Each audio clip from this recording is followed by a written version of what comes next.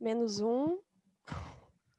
Bom dia a todos e a todas. Estamos no terceiro Seminário Nacional de Trânsito, organizado pelo Núcleo Universitário Interdisciplinar de Trânsito da Universidade Federal do Rio Grande do Sul, órgão que tem 4 anos, esse núcleo tem 4 anos, e ele tem uma composição, órgãos externos também participam, como a Polícia Rodoviária Federal, EPTC, SUS, Comando Rodoviário da Brigada Militar, o DAER e o DETRAN do Rio Grande do Sul. E essa equipe trabalhou na composição desse seminário nos últimos dias, últimos meses, para que nós tenhamos, apesar desse distanciamento provocado pela pandemia, criar esse seminário que já ocorre. Já estamos praticamente no 4º ano, mas o primeiro não foi chamado com esse nome, estamos no 4º seminário, no caso o terceiro oficialmente, com o distanciamento necessário, de modo virtual, através das redes que vocês já estão acompanhando. Ontem tivemos, no dia 22, a palestra sobre o debate sobre educação, como podemos melhorar o trânsito com a educação, e hoje teremos o debate sobre o esforço legal, como as leis podem ser trabalhadas para nos ajudar nesse trânsito. E também tivemos, para nos ajudar, ontem aprovado pelo Senado, uma mudança no Código de Trânsito, já óbvio que isso já está nas mídias, todo mundo comentando, porém ainda depende da sanção presidencial, que pode alterar um item ou outro, e ainda após a sanção, 6 meses para entrar em vigor. Por isso o debate vai se fixar no já previsto, as notificações do processo administrativo de trânsito e sua visão pelos tribunais. Essa palestra vai ser apresentada pela ex-professora da URGS e atual desembargadora do Tribunal Regional Federal da 4ª Região, a professora Vivian Pantaleão Caminha.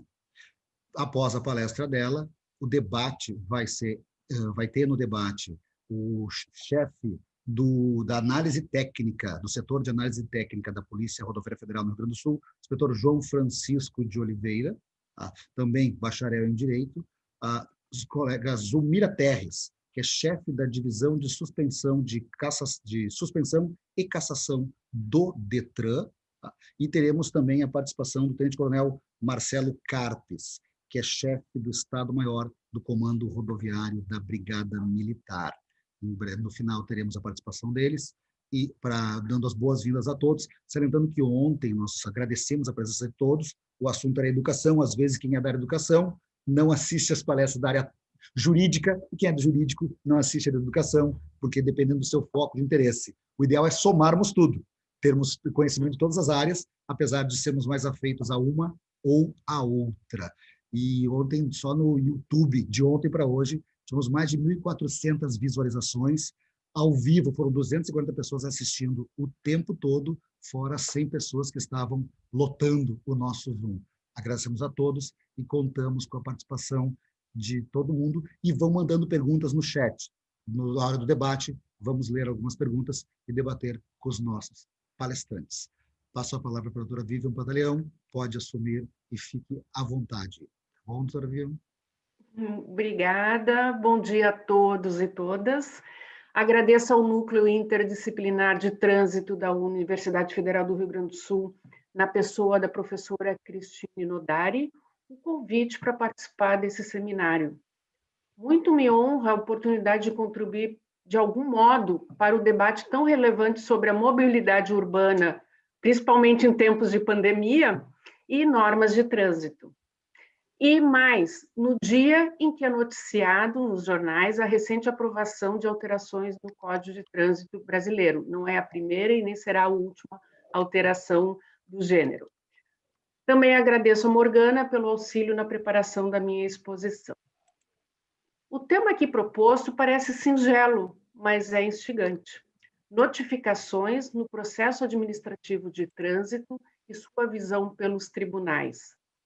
É absolutamente impossível esgotá-lo, porque desde a edição da Lei 9.503, em 1997, o conhecido Código de Trânsito Brasileiro, muitos debates jurídicos foram travados, e em relação às notificações no processo administrativo de trânsito, que é o tema de hoje, eles não se encerraram com a edição da súmula número 312 do Superior Tribunal de Justiça, que tem o seguinte teor: no processo administrativo, para imposição de multa de trânsito, são necessárias as notificações da autuação e da aplicação da pena decorrente da infração.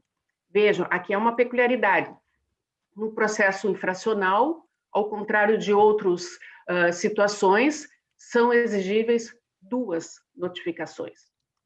Dito de outro modo, para a aplicação de sanção por infração de trânsito, exige-se a notificação do infrator em 2 momentos distintos.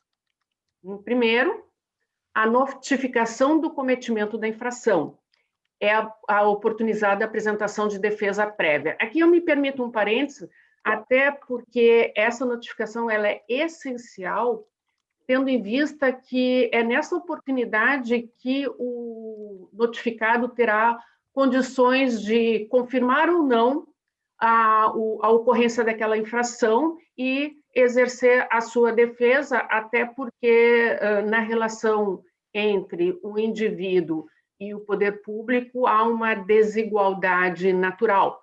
O poder público tem em seus atos a presunção de veracidade e legitimidade, o que impõe um ônus a mais para aquele que é apontado como infrator.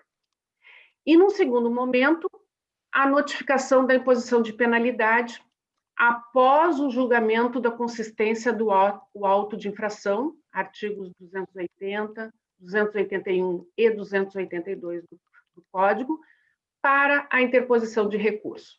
Então, nós temos defesa prévia e temos depois uma fase recursal.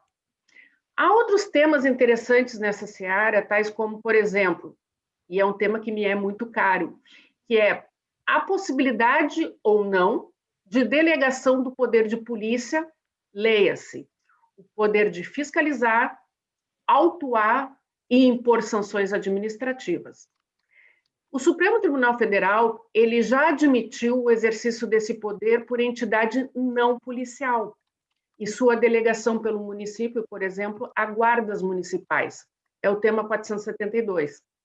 Mas ainda está pendente de apreciação, salvo engano, a possibilidade de aplicação de multa de trânsito por sociedade de economia mista, tema 532.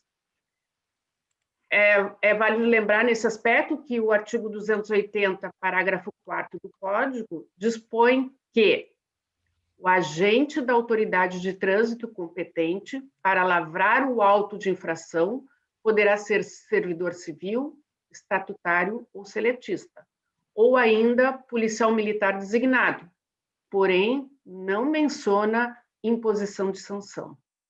E o artigo 281 prescreve que é a autoridade de trânsito que julgará a consistência do auto de infração e aplicará a penalidade cabível. Vamos ver como o Supremo Tribunal Federal irá interpretar esses 2 artigos. E também tem questões probatórias, que eu já antecipei, que decorre da presunção relativa de veracidade e legitimidade que milita em favor dos atos praticados por agentes públicos. A questão do ônus da prova. Eu, particularmente, entendo que, numa época em que a tecnologia nos fornece tantos instrumentos, é de se pensar se não é o momento de se exigir que os registros das infrações, que não são por câmeras, radares, etc., não pudesse ser capturado por imagens de celular, fotografias, vídeos, etc., porque isso, sim, facilitaria bastante o ônus da prova do infrator, de que ele não cometeu a infração. Mas, enfim, afora essas questões, temos ainda a recente decisão do Supremo Tribunal Federal a respeito da constitucionalidade da exigência de quitação de débitos para o licenciamento do veículo que se faz anualmente. Mas, enfim, para a exposição de hoje, eu vou me ater a 2 questões sobre notificações de trânsito que ainda são controvertidas nos tribunais. Primeiro, a dupla notificação no processo administrativo infracional é exigível somente em relação ao proprietário do veículo ou também é necessário, nas infrações cometidas por terceiro, encaminhá-las ao condutor identificado? E a segunda, qual a forma adequada para o envio das notificações? há previsão legal de encaminhamento por via digital. Mas enquanto esse meio não for implementado, pelo menos em toda a extensão do território nacional, deve ser utilizada a via postal. A correspondência deve ser remetida com aviso de recebimento ou código de rastreamento. Convém lembrar que o artigo 257 do Código de Trânsito prevê, primeiro, a possibilidade de imposição de penalidades tanto ao condutor como ao proprietário do veículo, além do embarcador e transportador, conforme o caso. Segundo, não sendo imediata a identificação do infrator, o principal condutor, se houver, ou o proprietário do veículo, terá 15 dias de prazo após a notificação da autuação para apresentá-lo, sob pena de ser considerado responsável pela infração. Aqui eu faço um parênteses também, que há precedentes tanto do Tribunal Regional Federal da 4ª Região como do Superior Tribunal de Justiça, no sentido de que o decurso do prazo previsto neste artigo, os 15 dias, acarreta somente a preclusão administrativa, não afastando o direito do proprietário do veículo, em sede judicial, comprovar o verdadeiro responsável pelo cometimento da infração de trânsito, sob pena de ofensa ao artigo 5º, inciso 35 da Constituição, que trata do acesso ao judiciário. Mas, evidentemente, precluído o prazo para apresentação do condutor infrator, é possível comprovar judicialmente que não é o proprietário do veículo que cometeu a infração, mas ele precisa provar e convencer os juízes e tribunais de que efetivamente o condutor é outro, certo? E, por fim, também lembrar que o artigo 257 estabelece que, não havendo identificação do infrator e sendo o veículo de propriedade de pessoa jurídica, será lavrada uma nova multa ao proprietário do veículo, mantida a originada pela infração.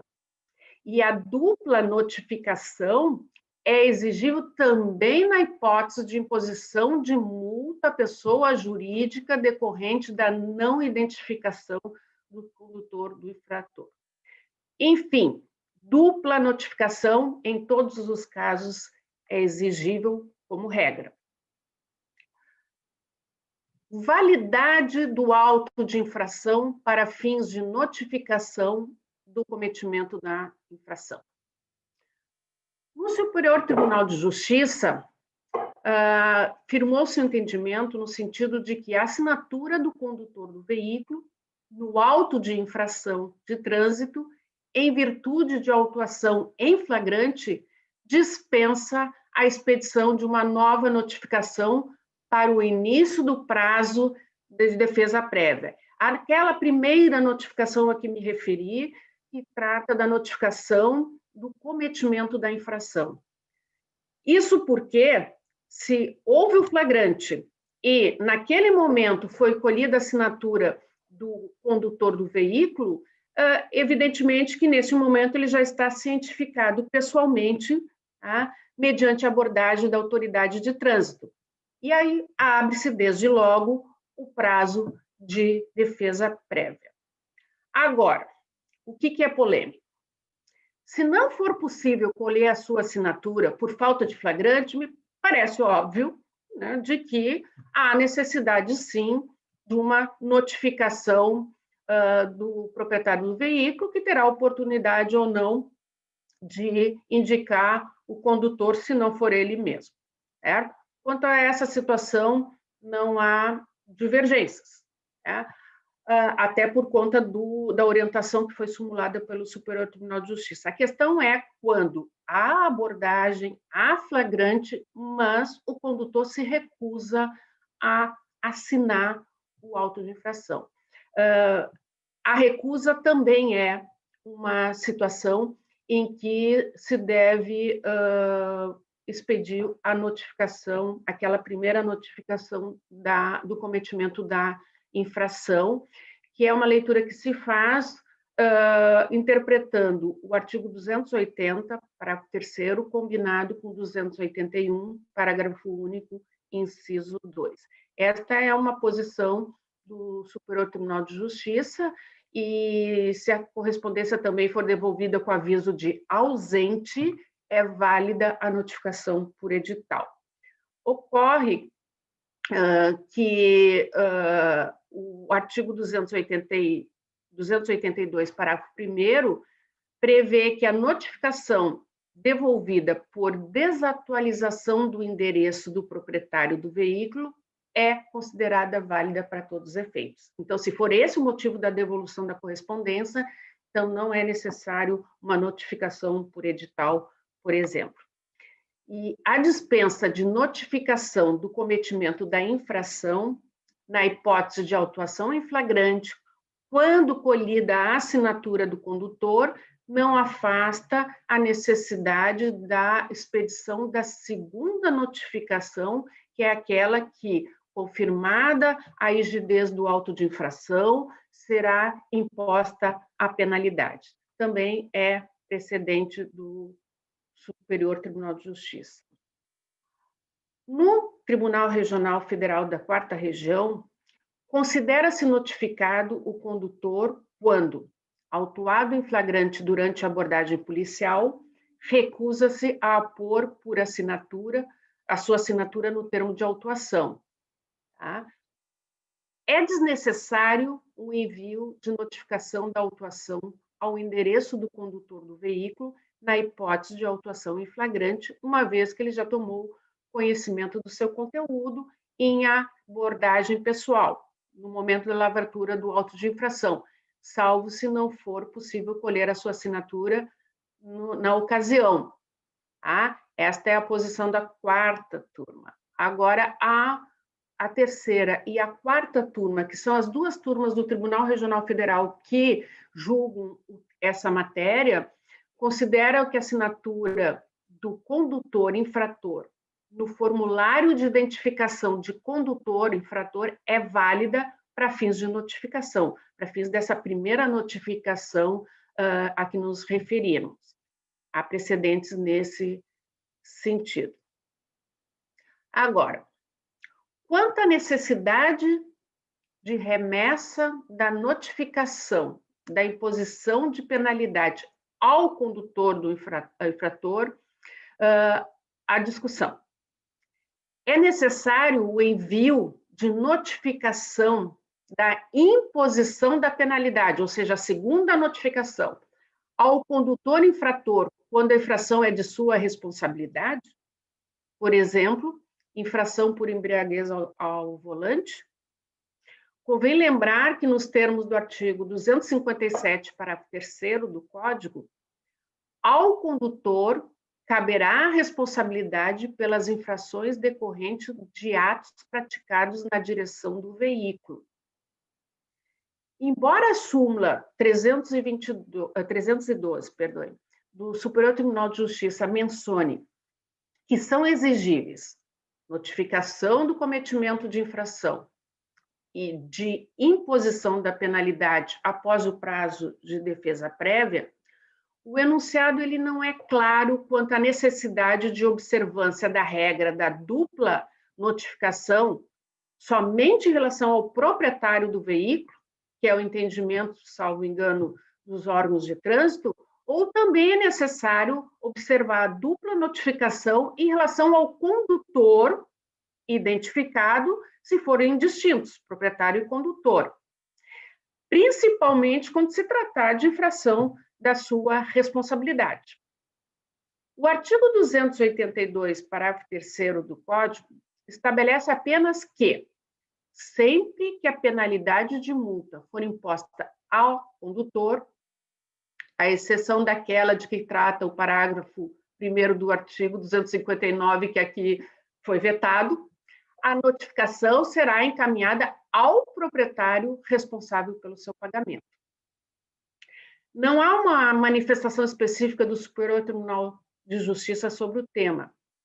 E no âmbito do Tribunal Regional Federal, a questão é tão polêmica que ensejou a instauração de um incidente de resolução de demandas repetitivas com a seguinte justificativa: existem inúmeros processos envolvendo a questão e há risco de ofensa à isonomia na sua solução.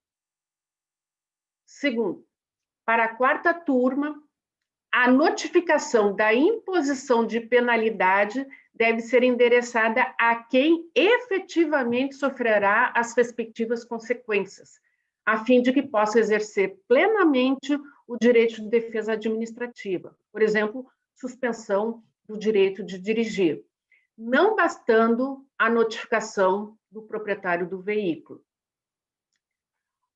Já a terceira turma desse mesmo tribunal, a segunda notificação deve ser sempre encaminhada ao proprietário do veículo, independentemente de qualquer notificação do condutor infrator, na medida que é o proprietário responsável pelo pagamento da multa. Mas, repito, algumas circunstâncias, a infração gera não apenas multa, mas outras consequências que vão afetar diretamente o condutor infrator. Então, a tese a ser apreciada ainda pelo tribunal é necessidade ou não de envio da notificação de imposição de penalidade, ou seja, a segunda notificação, para o proprietário do veículo e para o condutor infrator, quando forem pessoas distintas. Atualmente, no âmbito da quarta região, todos os processos que versam sobre o tema estão sobrestado ou serão sobrestado em razão desse incidente. Mas há outra questão também polêmica: necessidade de envio de correspondência com aviso de recebimento. O envio das notificações de autuação e da imposição de penalidade por carta simples, sem aviso de recebimento ou mesmo código de rastreamento, em um primeiro momento, foi considerado irregular pelo TRF da quarta região, a partir da premissa de que esse procedimento não permite que se tenha certeza quanto ao efetivo recebimento da correspondência. A falta de AR, aviso de recebimento, não se confunde com recusa no recebimento ou não atualização do endereço do condutor proprietário do veículo no cadastro do Detran. Segundo, a opção pela remessa de carta sem aviso de recebimento transfere ao remetente o ônus de arcar com as consequências da não comprovação da sua efetiva entrega. E terceiro, a notificação por edital é medida excepcional, que só se legitima quando esgotada as tentativas de notificação postal ou pessoal. Entretanto, em março de 2020, esse ano, o Superior Tribunal de Justiça julgou o pedido de uniformização de interpretação de lei número 372, firmando a tese de que não é necessário o envio das notificações de trânsito, seja a primeira como a segunda, com aviso de recebimento, bastando que o órgão comprove a sua postagem nos Correios. E esse precedente, embora tenha origem na juizados especiais, ele é muito importante porque ele indica qual é o posicionamento do Superior Tribunal de Justiça a respeito desse tema. Tá? Eu apenas assim observo que, a partir desse precedente, o próprio TRF da quarta região acabou ajustando o seu posicionamento. Eu apenas fico com um pouco de receio, porque, efetivamente, fazendo uma interpretação do código, esse entendimento do Superior Tribunal de Justiça é perfeito, não há nenhum reparo. Mas, esse ano, por exemplo, um dos fundamentos para o Superior Tribunal de Justiça entender que basta a postagem da notificação, é a credibilidade que tem os serviços do Correio. Mas, pelo menos aqui em Porto Alegre, no início desse ano, houve muita reclamação desse serviço dos Correios em relação à entrega do documento de licenciamento no início do ano. Houve falhas, inclusive era necessário solicitar uma segunda via, enfim. Então, vamos aguardar como as coisas vão se acomodar. Mas fato é que o Superior Tribunal de Justiça estabeleceu essa regra. Não é necessário aviso de recebimento e nem o código de rastreamento, basta a postagem da correspondência ao seu destinatário. Com relação a efeitos da declaração de nulidade da notificação da autuação e da penalidade, remanescem algumas questões. Se nós considerarmos que não houve notificação que era necessária, por exemplo, naqueles casos em que o proprietário não coincide com o condutor infrator, ou que a notificação que foi expedida ela é nula, qual é a consequência? O que é possível se fazer a partir disso? Ou seja, o reconhecimento da ausência de uma notificação necessária ou a invalidade de uma notificação que foi realizada, ela enseja automaticamente a desconstituição do auto de infração? Ou é possível renovar o ato, ou é possível expedir a notificação que faltou posteriormente, por exemplo, após o reconhecimento judicial de que era necessária a notificação. E isso provavelmente vai ocorrer muito tempo após os prazos previstos no Código. No TRF-4, há julgados no sentido de que a anulação da notificação da imposição de penalidade, ou seja, a segunda notificação, não acarreta, por si só, a nulidade do auto de infração ou do restante do processo administrativo, sendo facultado à administração repetir o ato anulado dentro do prazo prescricional. Essa, aliás, o entendimento do CONTRAN, que disciplinou essa questão no artigo 28 da Resolução 619. E também vai na linha da toda a diretriz do nosso Código de Processo Civil, artigos 281 a 283, no sentido de que, se a nulidade é sanável, é possível, então, se aproveitar o restante do processo e suprir aquele vício que foi detectado. Mas veja, isso em relação à segunda notificação. O problema é a primeira notificação. Por quê? Porque em relação à notificação do cometimento da infração, o artigo 281, parágrafo único, inciso 2, do Código de Trânsito é muito claro. Ele dispõe que o auto de infração será arquivado e julgado insubsistente se, no prazo máximo de 30 dias, não for expedida a notificação. Leia-se, notificação válida, de que houve uma autuação. Apenas um parênteses aqui, que o Superior Tribunal de Justiça, em sede de recurso especial repetitivo, ou seja, em uma decisão que é vinculante a todos os tribunais, firmou o entendimento de que, transcorrido o prazo de 30 dias entre a data da ocorrência da infração e a notificação da autuação, opera-se a decadência do direito de punir, não se podendo cogitar de reinício do processo administrativo. Então, percebam, são duas situações diferentes. A nulidade ou falta da notificação de imposição da penalidade não é a mesma situação em relação à inexistência ou nulidade da notificação da autuação propriamente dita.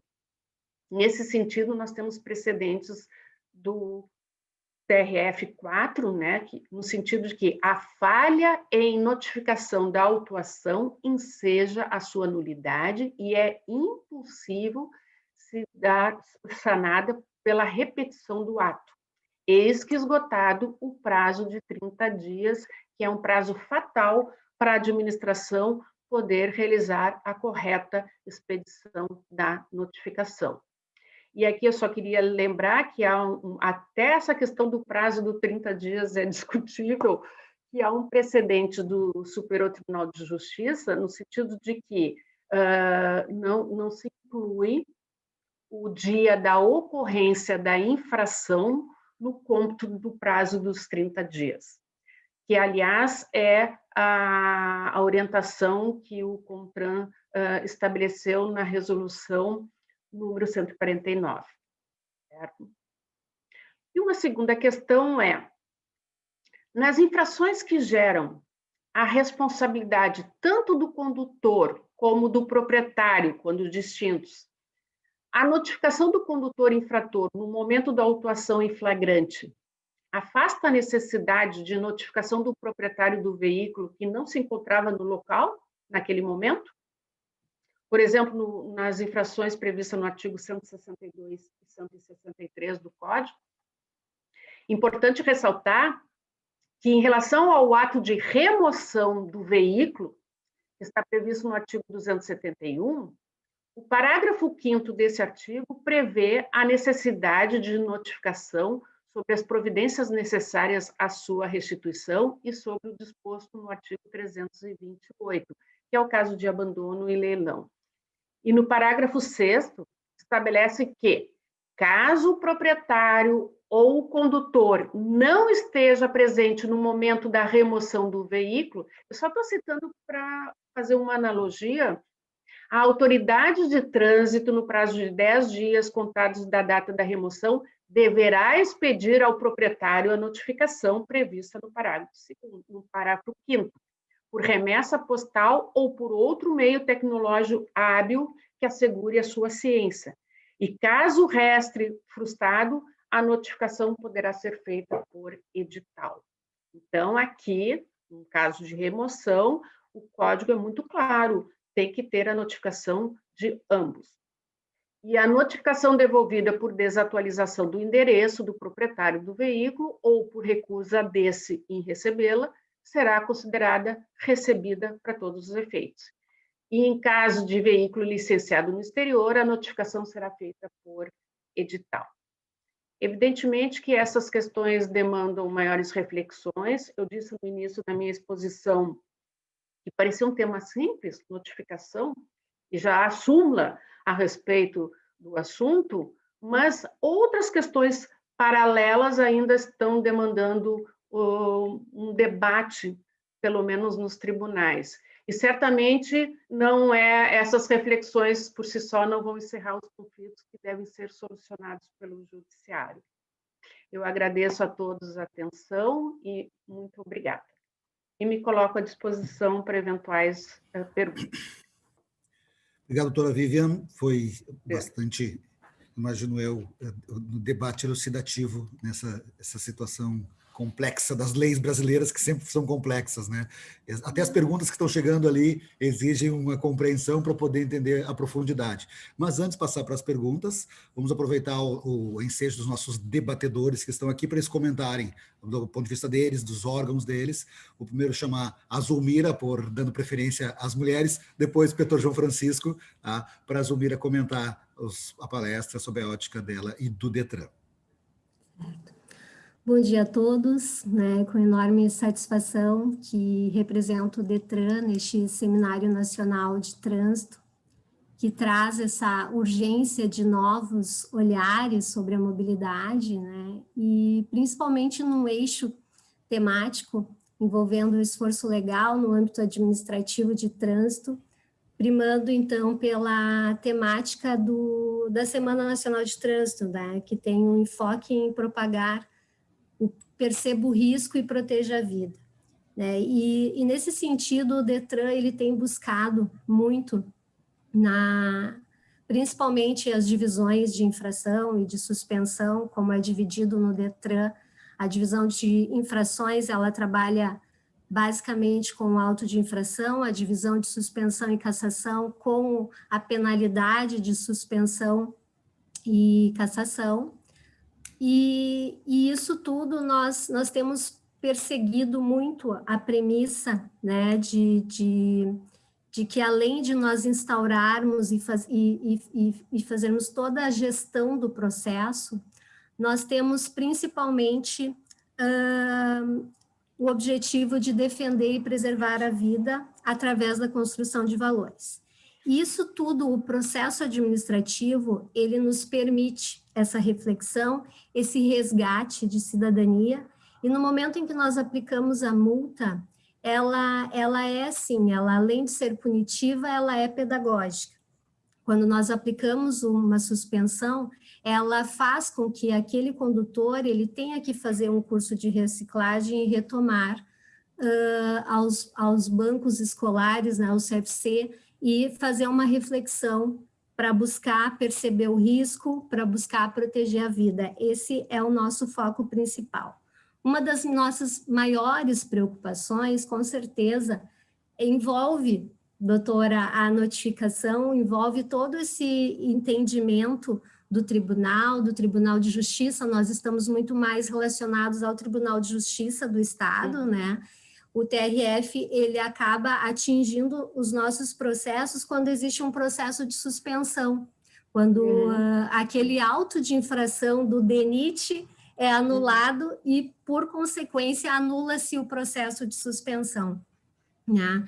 E a preocupação toda da notificação, então, notificar o condutor, e esse condutor, ele ter conhecimento dessa notificação, no DETRAN, embora muitas vezes ele assine o auto de infração no momento da abordagem, mesmo assim o DETRAN ele encaminha essa notificação por AR, tá? Então, a notificação da autuação ela é enviada por AR ao condutor, ao proprietário, né? Porque o código, na verdade, ele determina ali, é ao proprietário do veículo ou ao condutor, mas como a multa, ela está vinculada ao veículo, é o proprietário que recebe essa notificação. Então, ele recebe a notificação, ele abre-se o prazo para apresentar a defesa escrita, a defesa prévia do auto de infração, e depois nós emitimos a notificação de imposição da penalidade. E também, por AR, o DETRAN optou em enviar ao AR, e muitas vezes retornando, mesmo o código dizendo que a desatualização do endereço, né, não impede, ele é considerado notificado, o DETRAN, quando retorna, ele emite o edital, ele é publicado o edital, tá? Só que o que acontece muitas vezes? A gente verifica que talvez o proprietário, o condutor, o cidadão, ele não tenha essa responsabilidade maior como ele tem quando ele troca de endereço, ele muda a sua residência, o seu domicílio. O que a maioria faz? Ela vai lá no banco, ela atualiza o seu endereço, ela procura os demais órgãos e atualiza todo o seu endereço, mas ela não atualiza o endereço do veículo, ela não atualiza o endereço da sua CNH. Então, muitas vezes, esse AR, ele volta ausente porque não houve atualização do endereço. Podemos ter falhas, temos falhas, pode ter falhas no registro, no CRVA, no CFC, mas na maioria das vezes, quando a gente verifica que existe uma determinação de retroagir a fase da notificação, a gente verifica muitas vezes que é falta de atualização do endereço, né? Então, isso é muito importante, o cidadão ele ter essa consciência também e essa responsabilidade, todo esse esforço que a gente hoje busca, né? E é muito importante o judiciário estar junto, e nos alegra muito que a doutora Vivian, ela é professora estudiosa e ela busca, assim, entender todo este processo, porque eu sou formada em Direito, né? Sou analista de Direito no DETRAN, Mas eu me formei em 2002 e o direito de trânsito ele não é estudado nas faculdades, né? Infelizmente, eu acho que ainda, né, a gente não dá essa importância, e é uma importância, é um direito que lida com o dia a dia, né? Todos são partícipes do trânsito, todos estão aqui mobilizados hoje numa Semana Nacional de Trânsito, que nós não vemos em outros ramos do direito essa preocupação, né, de nós reforçarmos diariamente a importância da vida. Então, é importante o cidadão, ele buscar, sim, essa responsabilidade. E, ao mesmo tempo, quando a gente fala em notificação, doutora, na dupla notificação, que é muito questionável, e que também no âmbito do Estado, ela foi objeto de uma ação civil, inclusive, envolvendo proposta pelo Ministério Público, buscando essa notificação do proprietário e do condutor. Ocorre que, analisando como o Estado, como o Detran, que tem a sua competência também residual em algumas situações, seria muito difícil aplicar, executar essa determinação. Por quê? Seria o Estado do Rio Grande do Sul, o Detran, nas suas infrações de trânsito, tendo que emitir a notificação para o proprietário e para o condutor, tá? Até aí, num primeiro momento, ok, tudo certo, porque é uma infração de competência do Detran. Mas como vamos resolver se o proprietário apresenta defesa ou recurso e o condutor também? Ou se um apresenta de uma forma e o outro contradiz? Como também resolver na situação em que atinge um processo de suspensão? Por quê? O processo de suspensão por pontos ele é formado por infrações do DENIT, por infrações da PRF, por infrações da EPTC, municípios, Detran.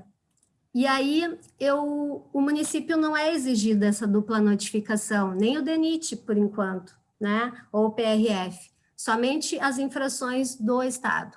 Como eu vou manter esse processo?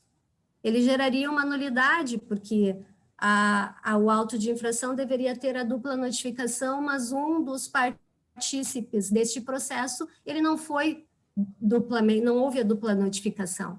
Então, ela é muito complexa de se executar, né? E muitas vezes a notificação do auto de infração e esse questionamento que se leva, mas o condutor ele não está sendo notificado, ele não está podendo exercer essa ampla defesa, né? Mas no processo de suspensão, que ele é personalíssimo, não é o proprietário, é o condutor que eu estou notificando para apresentar uma defesa, para ele se defender neste processo. É nesse momento que ele vai, sim, apresentar a sua defesa, o seu recurso, e eu digo, não é porque eu sou a chefe da divisão de suspensão e cassação, mas nós, no Detran, nós analisamos toda a argumentação, mesmo envolvendo um auto de infração de trânsito, principalmente quando este auto de infração, o cidadão, ele não foi chamado no auto de infração para se defender, né? Porque é o proprietário que é o principal responsável pela multa. Então, são vários aspectos que nós precisamos, talvez, realmente discutir, debater. Eu acho que é muito importante a gente se reunir muito mais com o Poder Judiciário, com os demais órgãos, para a gente rediscutir e ver o caso prático, que é somente quando nós analisamos na prática que a gente vai chegar a um consenso melhor e vamos sim caminhar juntos neste esforço legal, né, protegendo a vida, fazendo com que realmente tenha-se uma segurança maior no trânsito. Acho que o Alessandro está me olhando ali para passar a palavra. Isso, fazer um troca, depois o João fala um pouco, a doutora fala um pouco, as perguntas, tu fala mais, fica tranquilo, não vou deixar tu falar. É bom, tá muito bom o comentário para a gente fazer é excelente isso, a gente tem que somar esforços em todas as áreas, né? Tanto na área jurídica, tanto na área administrativa, do Detran, que tem muita coisa. O pessoal não sabe, às vezes, que o Detran, o processamento é absurdo, as parcerias que tem entre a PRF, o inspetor João Francisco sabe muito bem disso, são importantíssimas para as multas, para o sistema legal funcionar. João Francisco, por favor, pode fazer uso da palavra. Sandro, doutora Vivian, Zulmira, uma satisfação estar participando. Bom dia para todos os nossos espectadores. Bom, o tema ele é complexo e eu vou contextualizar aqui a atuação da Polícia Rodoviária Federal, que consiste no combate à criminalidade em geral, em especial os delitos transfronteiriços, mas em especial no enfrentamento à violência no trânsito, que tem como objetivo fundamental a defesa da vida, usando a expressão da Zulmira. Nós partimos da premissa inafastável da supremacia do interesse público, condicionado sempre à defesa intransigente, eu diria, inclusive, dos direitos e garantias fundamentais previstos expressamente ou implicitamente na Constituição. Mas dentro dessa, especificamente no tema que nós estamos aqui tratando, das notificações, eu tenho algumas convergências com a doutora Vivian e alguns apontamentos que diferem da visão que ela trouxe, com a preocupação, inclusive, da defesa da garantia, da ampla defesa e do contraditório por parte dos condutores que, eventualmente, foram flagrados cometendo alguma infração. Qual é que é a visão da Polícia Rodoviária Federal? Em relação à dupla notificação, nós concordamos e o nosso procedimento ele está já há bastante tempo adaptado da forma com que a gente faz a notificação de autuação, em todos os casos, mesmo quando eventualmente o condutor foi abordado e assinando ou não o auto de infração, ainda assim nós fazemos a expedição de notificação de autuação, e em todos os casos, mesmo naqueles que eventualmente a entrega foi confirmada pelos Correios, nós também fazemos a publicação de edital. Então, notificação de autuação sucedida da publicação de edital em todos os casos, mesmo quando a entrega pelos Correios foi com sucesso, e a notificação de penalidade da mesma forma. Então, a gente até está além da dupla notificação nesse aspecto, de fato, pretendendo aí garantir com que tenhamos aí a ampla defesa e o contraditório. Especificamente quando o condutor não é o proprietário do veículo, qual é que é a dificuldade fática? Tem duas circunstâncias. A primeira, que, digamos, me parece é uma convergência da visão da PRF com a do TRF4, no sentido de quando a abordagem do veículo e o condutor, consequentemente, foi flagrado, foi identificado, nós partimos do pressuposto que ele já está notificado. Então, nesse caso, partindo da premissa de que ele não é o proprietário, mas foi flagrado, foi abordado conduzindo o veículo e cometendo uma infração, ele já tem conhecimento que vai ser notificado e poderá exercer o seu direito, tanto para apresentar a defesa prévia, quanto para apresentar o seu recurso da infração. Então, essa primeira hipótese me parece que ela é mais consensual, o desdobramento. A segunda alternativa, que são os casos em que o condutor não foi abordado e ele não era o proprietário do veículo, tem uma situação que ela faz com que, necessariamente, ele vai acabar tomando conhecimento de que foi abordado, que é o fato de que a notificação de autuação ela é acompanhada também do formulário de identificação do condutor, como inclusive a doutora Vivian claramente expressou, e caso ele venha a ser identificado, ele consequentemente já tem conhecimento de que foi autuado e poderá apresentar, é legitimado para apresentar a sua defesa de autuação e, caso ela seja indeferida, posteriormente também o recurso da infração, da imposição da penalidade. E, dentro dessa lógica também, a gente tem hoje 3 instâncias administrativas, né, que são aí possíveis de recurso por parte dos infratores, além, naturalmente, da esfera judicial antes, durante ou depois. E com relação às infrações que geram suspensão do direito de dirigir, elas geram o processo que daí vai cair lá no Detran, que por sua vez vai oportunizar o direito de defesa e de contraditório para esses condutores. Então, também no âmbito dos processos administrativos que implicam em cassação ou suspensão do direito de dirigir, o condutor necessariamente vai participar vai ser oportunizado que ele participe do processo. Qual é que é a situação aqui da dificuldade fática que eu destaquei? A gente tem que pensar que há hipóteses em que, inclusive, o motorista que foi flagrado nem habilitado é, não há hoje nenhum tipo de obrigação para que ele mantenha o seu endereço atualizado, e a gente, inclusive, nesses últimos dias, acompanhamos, o Congresso aprovou diversas alterações no CTB, e especificamente em relação às notificações, não houve nenhuma alteração relevante que trate do que a gente está conversando agora. Qual é que é a visão de futuro, me parece, dos operadores da área, é que a notificação eletrônica ela resolverá isso de forma definitiva. Hoje, quem adere às notificações eletrônicas, os proprietários que fazem adesão, eles já são notificados de forma muito mais célere, efetiva e com a garantia efetivamente do envio e do recebimento, mas ainda não é, do ponto de vista legal, uma obrigatoriedade. Hoje é uma adesão que ela é uma faculdade para os condutores e para os proprietários dos veículos. Mas, na visão de futuro da Polícia Rodoviária Federal, a notificação eletrônica obrigatória, ela resolverá essa circunstância. Do ponto de vista da dificuldade do dia a dia, o motorista que eventualmente está conduzindo um veículo locado, está conduzindo um veículo de propriedade do seu empregador ou qualquer outra circunstância que faça com que ele esteja dirigindo aquele veículo que não é da sua propriedade, o seu endereço ele é absolutamente incerto num primeiro momento, já que, volto a dizer, não há nenhuma obrigatoriedade legal de que ele mantenha o seu endereço atualizado, diferentemente dos proprietários dos veículos. Então, qual é que é hoje a perspectiva da Polícia Rodoviária Federal, especificamente neste assunto? Nós precisamos sopesar o direito irrestrito à ampla defesa e ao contraditório, mas também o interesse nosso de garantir um trânsito seguro e a adequada punição efetiva para quem eventualmente infringiu as regras de trânsito.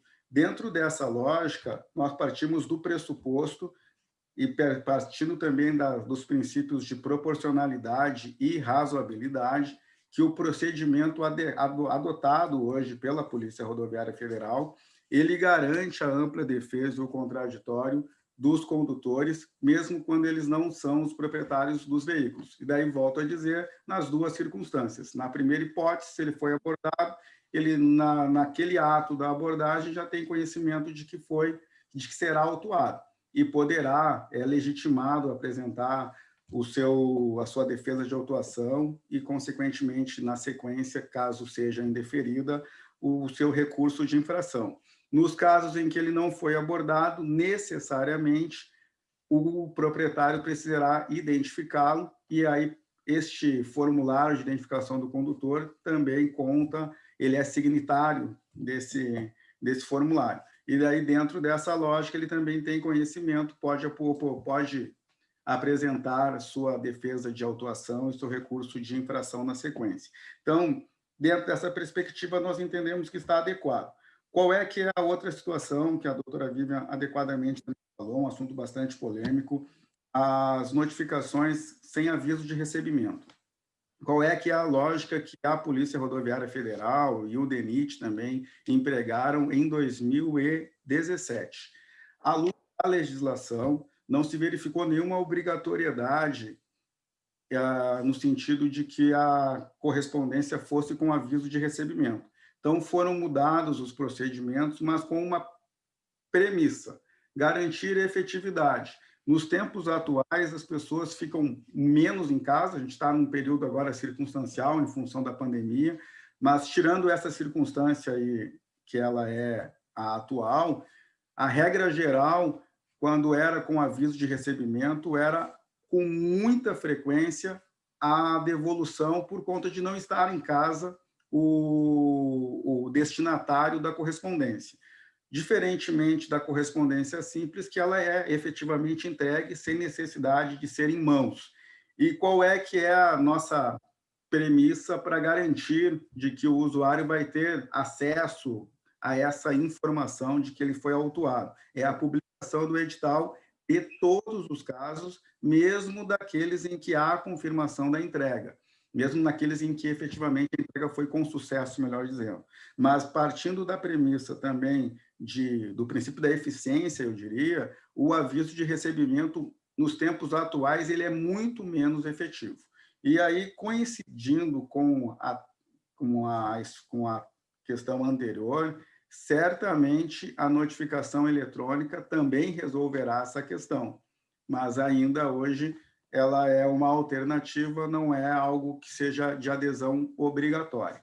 Então, pela Polícia Rodoviária Federal, para finalizar a fala, nós temos, volto a dizer, o interesse inafastável de defender a vida, de reduzir a violência no trânsito, com a supremacia do interesse público sendo uma premissa e, sem dúvida, garantindo aí todos os direitos constitucionais previstos expressa ou implicitamente na Constituição, dentre os quais a ampla defesa e o contraditório, e é uma preocupação que a gente tem aqui institucional. Pela PRF, de forma preliminar, seria isso, Alessandro. Obrigado, João. Obrigado. Estamos com as perguntas. Doutora Vivian, quer comentar o que a Zulmira e o inspetor João Francisco comentaram? Eu já entro com as próximas, depois das perguntas para vocês, tá ok?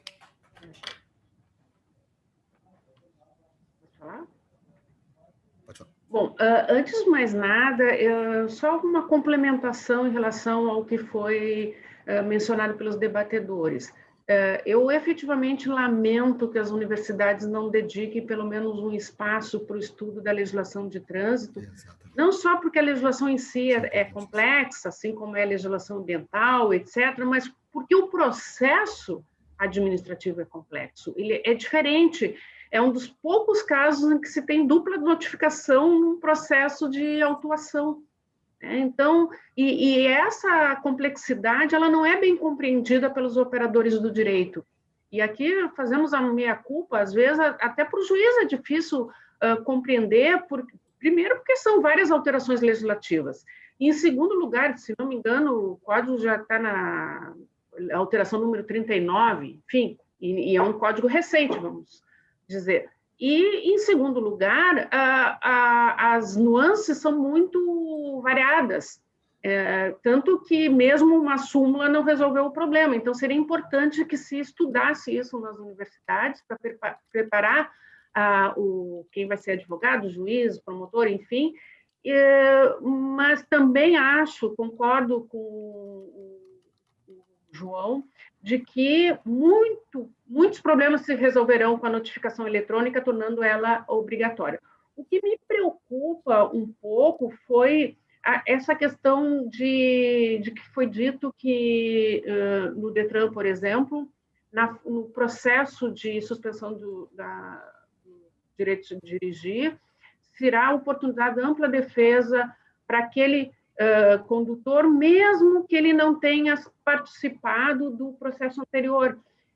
Porque, assim, o que eu vejo na prática?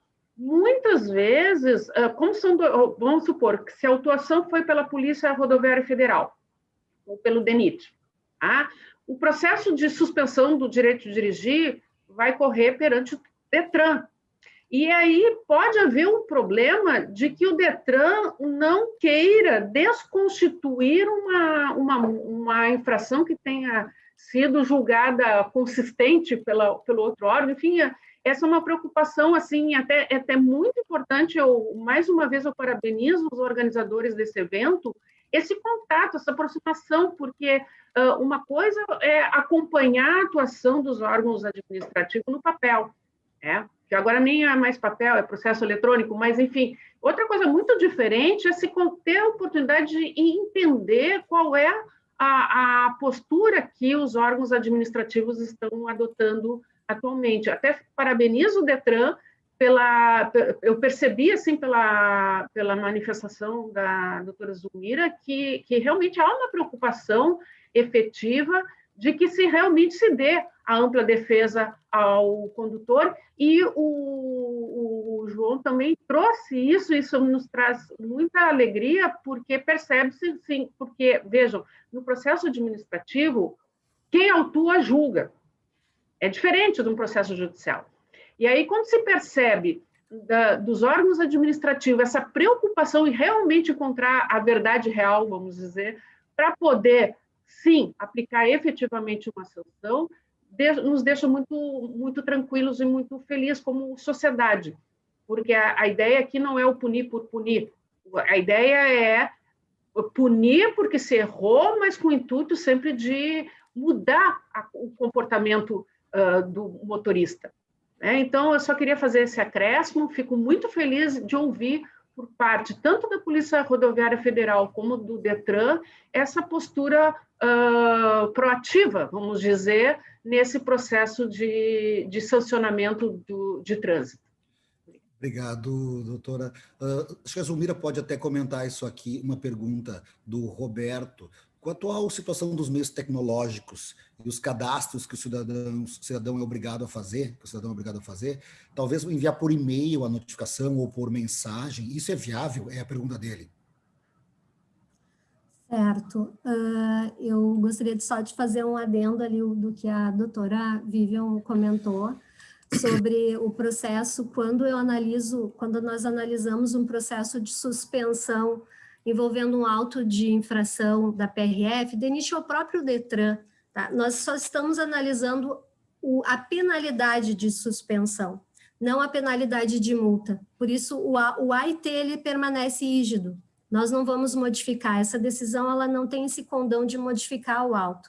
E por isso que até existe hoje uma discussão no próprio órgão com relação a esses argumentos de quem vendeu um veículo, ele não estava mais na propriedade e ele tem que responder um processo de suspensão. Nosso entendimento a infração ela é personalíssima, é diferente da multa. A multa pode ser proprietário, condutor, né? E agora nós iniciamos um debate justamente dentro do órgão, junto com a PGE, para a gente verificar e a possibilidade até de buscar uma alteração legislativa com relação a isso. A pena ela tem que ser, quando é suspensão e cassação, ela tem que ser realmente para quem praticou o ato, e não simplesmente quem é proprietário de um veículo, né? Hoje também, até o final do ano, o Detran está aderindo à SNE, que é a notificação eletrônica, e isso a gente busca, e a gente tem muito esse entendimento que talvez vamos modificar, mas precisamos divulgar,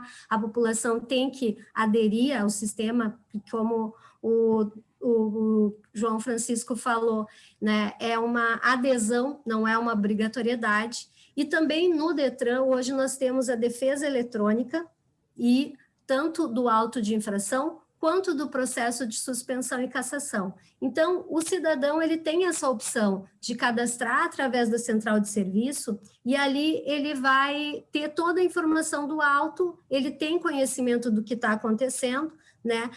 Talvez essa seja uma alternativa. Com relação à notificação por e-mail, ainda há um questionamento legislativo dessa possibilidade, nós precisamos regulamentar esse envio realmente, que seria ótimo, né? Porque se nós tivéssemos também um aviso de que houve realmente entrega, porque o que o código fala? Realmente a pessoa tem que receber essa notificação.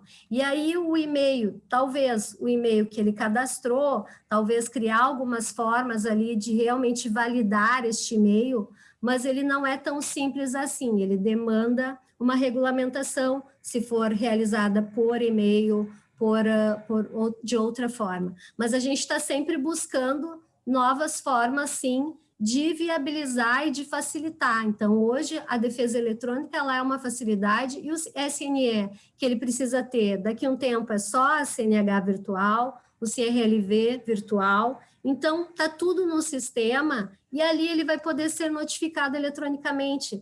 Eu acho que é muito difícil hoje, né, quem não tem um celular, quem não tem acesso às mídias. Entendo, eu sou do interior, eu sei que muitas pessoas não aderem, não gostam de usar o celular, algumas ainda, né, mas a grande maioria, sim. Então, a gente tem que buscar toda essa alternativa. A questão toda é levar a informação, chegar à informação, né? Mas vamos tentar melhorar tudo isso, né?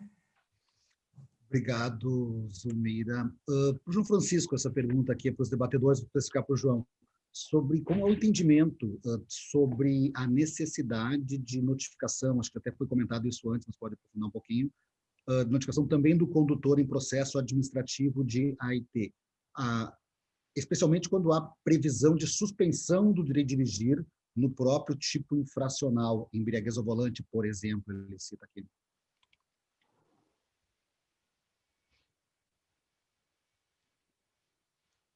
Tirar o mudo, João, se estás no mudo. João, tu mutou o teu microfone. Isso, agora liberou. Pode voltar a falar. Coincide com o que estamos tratando, que é basicamente o ponto de maior conflito, digamos assim, de entendimento, e inclusive, como a doutora Vivian comentou, é interesse do TRF4 uniformizar esse entendimento em função das decisões distintas que poderiam ferir a isonomia, como a doutora Vivian comentou no início.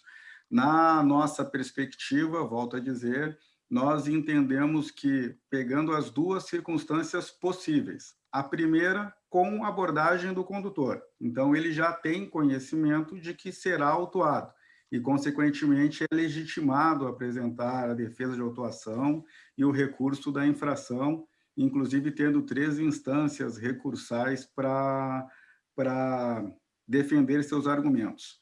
A outra hipótese, quando não há abordagem, necessariamente o proprietário precisará indicar qual era o condutor e, consequentemente, como esse formulário de identificação do condutor consta neste formulário a assinatura do motorista, necessariamente ele também terá conhecimento de que foi autuado e, consequentemente, estará legitimado para apresentar a sua defesa de autuação, a defesa prévia e recurso da infração. Dentro da perspectiva, partindo também pelos princípios de proporcionalidade e razoabilidade, nós entendemos, e eu até, inclusive, vi a postagem ali de quem diverge deste entendimento, algumas pessoas, no sentido de que não é obrigatório o endereço estar atualizado do motorista e apenas é obrigatório do proprietário do veículo. E seguindo o que diz na legislação, por isso que os órgãos de trânsito necessariamente encaminham as notificações para o proprietário. Nos casos em que gera suspensão do direito de dirigir, como a Zulmira, pelo Detran, comentou, necessariamente no processo administrativo ele terá ampla defesa e contraditório também, sejam nas duas circunstâncias que geram suspensão, ou pela soma da pontuação, ou pela infração em si, nas duas hipóteses, a abertura do processo administrativo e, consequentemente, de prazo para argumentação por parte do interessado. Seria isso, Alessandro. Obrigado. Tem mais uma pergunta aqui que eu vou fazer para a doutora Vivian. Veio do Igor Martins, ele é advogado. Ele comenta quanto ao artigo 282, citado antes, que diz notificar o proprietário ou o infrator. Não seria uma obrigação de notificar os dois, apenas fazendo distinção em razão do tipo de penalidade a ser aplicada? Pergunta bem objetiva, doutora Vivian. Se puder repetir, se puder comentar isso, doutora Vivian. Bom, na compreensão do nosso tribunal, a lei menciona ou, mas naquelas infrações em que vai gerar uma consequência direta em relação ao condutor, pelo menos a turma do qual eu participo tem entendido que ele também tem o direito de ser notificado e apresentar a defesa. Porque, vejam bem, foi dito pela doutora Zulmira, assim, não, no processo de suspensão do direito de dirigir, que é o o maior problema que nós temos nos processos judiciais.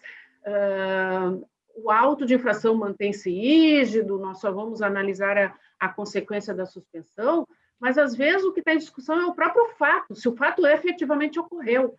Então, eu não vejo como, sem defender a ideia de que se condutor e proprietário são pessoas distintas e a infração cometida, a infração que foi flagrada, ela gerar efeitos para os dois, eu creio que a lógica indica que os dois devam ser notificados, porque é a chance que tem o condutor infrator de desfazer aquela autuação, de desfazer no sentido não apenas por aspectos formais, mas sim discutir o próprio fato.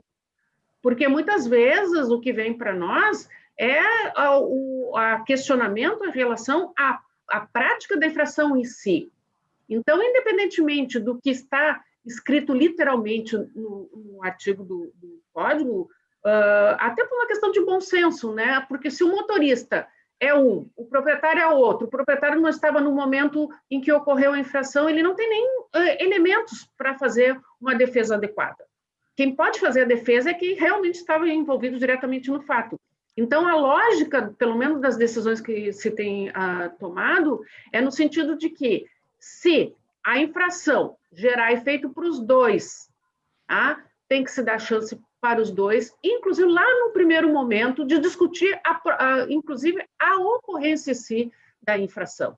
E não apenas aspectos formais. Claro, a grande maioria das discussões são aspectos formais, de que a notificação faltou isso, faltou aquilo, houve um enquadramento, uma coisa muito comum, que ainda bem que está sendo resolvida por parte dos órgãos autuadores, a indicação equivocada do artigo, do código que realmente se encaixa aquela infração, mas, enfim, quando se pretende discutir o próprio fato em si, se aquele fato ocorreu, e mais, se ocorreu e ele deve ser punido, pelo menos com o enquadramento que foi dado pelo órgão atuador, eu creio que a notificação tem que ser encaminhada para ambos.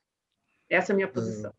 Certo, e inclusive, deixa eu registrar aqui uma reclamação do pessoal que está assistindo, que eles estão respeitando os órgãos, respeitando os palestrantes, considera que tinha que ter um advogado, que no caso nós estamos representando os órgãos públicos, PRF, Detran e o Judiciário, mas faltaria um advogado que especialista da área. Mas só para deixar claro, nós temos inclusive membro do NUITRAN, advogados representando a OAB, inclusive, mas o debate acabamos na decisão, ficou de fora. Mas tem razão, na próxima, nossa pretensão é colocar no debate também o pessoal que pode representar quem está do outro lado, quem está provocando os órgãos públicos. É bem importante mesmo e pertinente a reclamação do nosso pessoal que está assistindo, que é bem importante, mas isso é para a gente ampliar e ter mais espaço.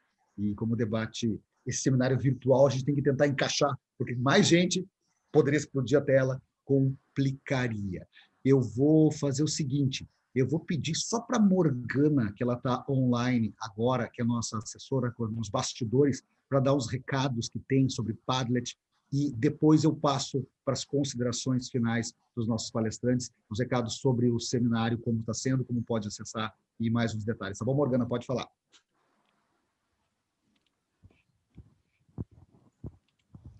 Beleza, Alessandro, obrigada. Cumprimento a todos e parabéns pelo excelente debate, excelentes explanações. Bom, convocamos todos, né, a participar muito do nosso Padlet, deixa eu colocar ele na tela aqui, e o pessoal está realmente participando bastante. Nós temos aqui manifestações, pessoal compartilhando coisa de França, de Portugal e de várias localidades do Brasil, como vocês podem ver aqui na tela. Não só, claro, a maioria está aqui no Rio Grande do Sul, mas temos participantes no Tocantins, Mato Grosso, Alagoas, Bahia, Rio de Janeiro, Minas Gerais, São Paulo, enfim, Paraná, Santa Catarina, enfim, quase muitos estados aqui se fizeram presentes, e o pessoal compartilhando suas experiências, suas fotografias, seus comentários, ou simplesmente fazendo um check-in. Pessoal, isso aqui é muito importante para a gente quebrar as barreiras que um seminário virtual nos traz, porque nós não estamos nos vendo, né, cara a cara, mas através do Padlet nós podemos ter uma interação um pouco maior, nós podemos realmente nos conectar mais e fazer um bom uso dessas ferramentas que também o meio virtual nos traz. E aproveitando também o espaço, quero já deixar avisado que amanhã nós teremos o nosso último dia do seminário, todos receberão um link, como receberam hoje, como receberam ontem, receberão um link para participar pelos seus e-mails, e quem está nos acompanhando pelo YouTube e ainda não fez a sua inscrição pelo Simpla, faça a sua inscrição para poder receber o seu certificado de participação. Era isso então. Passo a palavra para o Alessandro e mais uma vez parabenizo a palestrante doutora Vivian e os nossos debatedores pelas brilhantes colocações e que venham mais eventos como este. Obrigada, pessoal. Obrigado. E só para aproveitar o registro, dizemos, somos 108 pessoas agora no Zoom e no YouTube nós estamos com mais de 220 pessoas assistindo ao mesmo tempo. Isso é um número bastante alto para um seminário com um assunto bastante específico, bastante técnico e com debatido com detalhes sobre essa legislação brasileira. Vou passar a palavra para a Zulmira, fazer as considerações finais, fica à vontade. Depois do Francisco, por último, a nossa palestrante, doutora Vivian. Por favor, Zulmira. Certo. Eu gostaria de agradecer muito, né, o convite do seminário, a participação, todo o ensinamento da doutora Vivian, do João Francisco, da participação de todos, que tudo isso engrandece, nos enriquece muito, sim, e faz com que todos saiam da sua zona de conforto, né, e passam realmente a entender, a discutir, a pensar o trânsito, e que esse é o objetivo, sim, principalmente nessa Semana Nacional de Trânsito, né? Repensar, rediscutir, relembrar e buscar evoluir, buscando sempre uma alternativa comum em prol, sim, da defesa da vida. Tá? Muito obrigada. João Francisco, por favor. Alessandro, parabenizar a URGS pela organização do evento, agradecer a doutora Zulmira pelas brilhantes colocações, agradecer à doutora Vivian pela excelência de costume, foi minha professora de Direito Constitucional na Universidade Federal do Rio Grande do Sul, saudosas aulas, aí foram muito boas. Pela Polícia Rodoviária Federal, para finalizar, dizer que o nosso interesse principal é reduzir as mortes no trânsito, nesse aspecto do processo de fiscalização. Nós temos aqui como premissa que o processo de fiscalização não é um fim em si mesmo, ele apenas participa deste processo que contempla ações de educação, ações de prevenção em geral, mas que lá no final, na ponta da linha também vai acabar chegando no judiciário. Nós temos uma preocupação permanente de melhorar os procedimentos e garantir a ampla defesa do contraditório é um interesse inafastável para nós, mas partindo sempre desse pressuposto de que muitas pessoas estão perdendo vida no trânsito ou se mutilando. Somos aí uma potência olímpica, uma potência paraolímpica, melhor dizendo, e boa parte desses lesionados em acidentes de trânsito, nós temos aí, infelizmente, números inafastáveis, aí, números inaceitáveis nessa esfera da violência no trânsito, e todos os procedimentos que a gente faz aqui no processo de fiscalização, eles têm como interesse a redução aí desses números que, volto a dizer, são inaceitáveis, e estamos sempre à disposição aí para debater com a sociedade. Obrigado, João.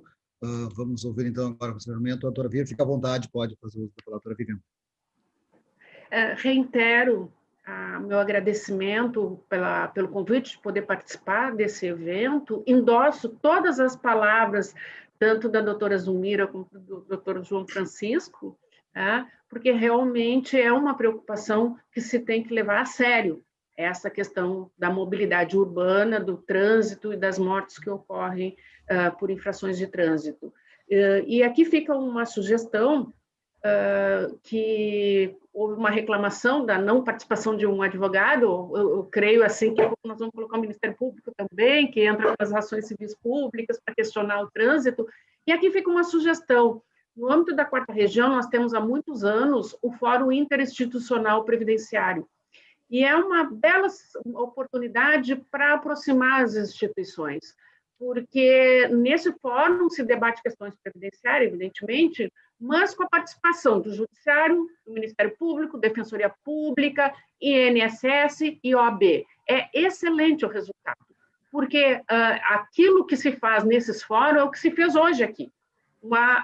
Para perceber todos os protagonistas nesse processo de autuação de trânsito, eles têm que se conversarem, se entenderem como é que pensa e como é que está agindo o órgão administrativo, como é que pensa, como é que está agindo o judiciário, como é que pensa e está agindo a própria advocacia na defesa dos autuados. Então, aqui fica uma sugestão para que esse debate se amplie, não apenas nos seminários anuais, mas que possa realmente oportunizar a aproximação de todos e até para fazer sugestões de alterações legislativas.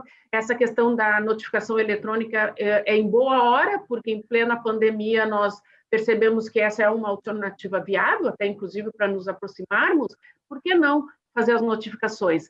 Então, eu agradeço mais uma vez a participação e espero contribuir, não só ter contribuído hoje, mas contribuir no futuro também com qualquer ideia para melhorar o trânsito no nosso país. Obrigada. Obrigado, nós agradecemos a disponibilização do seu tempo, doutora Vivian Batalhão, agradecemos a sua contribuição, a Zulmira Terres pelo DETRAN, o Dr. João Francisco pela PRF, todos com exímios conhecedores da legislação, e mesmo assim, mesmo conhecedores, gera o debate, como a senhora disse, e até uma sugestão de um amigo da audiência, dizendo que tem que ter mais vezes esse tipo de debate, esse tipo de palestra. A gente pode ampliar, e agora com a vantagem do meio virtual, pode facilitar, porque no seminário de que reunia auditório, localização, deslocamento. Sim. Agora, quem sabe a gente pode antecipar o próximo, não precisar ser só na Semana Nacional de Trânsito, outro debate nessa área.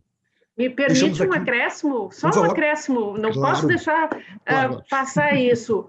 Vejam, nós estamos aqui há mais de uma hora discutindo um detalhe do processo, notificação. Como eu disse no início, parece uma coisa tão singela, notificação, e veja quantos problemas que giram em torno disso. Podemos discutir outros temas também relacionados ao processo. Obrigada e desculpa pela intervenção. Não, fica tranquila que é exatamente essa a ideia, a gente poder intervir, a gente até como pensar num debate sobre o trânsito só na área legislativa, que esse nosso seminário nós pensamos em fazer lá dos 3 grandes temas: educação ontem, hoje esforço legal, amanhã engenharia, até já fazendo o convite para as pessoas que puderem amanhã participar. O seminário amanhã a palestra vai ser do Bruno Rizon, que é engenheiro civil e analista pleno de mobilidade ativa da WRI. Vai ter participação, debate com membros da IPTC, do DAER e da própria URGS, da engenharia da URGS. Amanhã temos esse debate, mas a ideia já está plantada para nós planejarmos um outro seminário para discutirmos mais a legislação, que no fim das contas, como disse o João Francisco, a fiscalização na estrada é de uma maneira, chega depois as notificações expedidas pelo DETRAN e depois chega na área judiciária com os recursos. A gente pode discutir mais ainda e tentar melhorar isso ainda com sugestões. E o NUITRAN tem esse objetivo, é o Núcleo Universitário Interdisciplinar que reúne várias áreas diferentes. Podemos fazer mais ainda essa discussão e propor melhorias. Eu agradeço a participação de vocês 3 e de todo o pessoal que está trabalhando nos bastidores também, que não estão aparecendo, a Morgana e todo mundo que está assistindo em casa. Muito obrigado e até amanhã às 10 horas pelo link que vocês vão receber ou pelo YouTube. Um abraço a todos e um bom dia.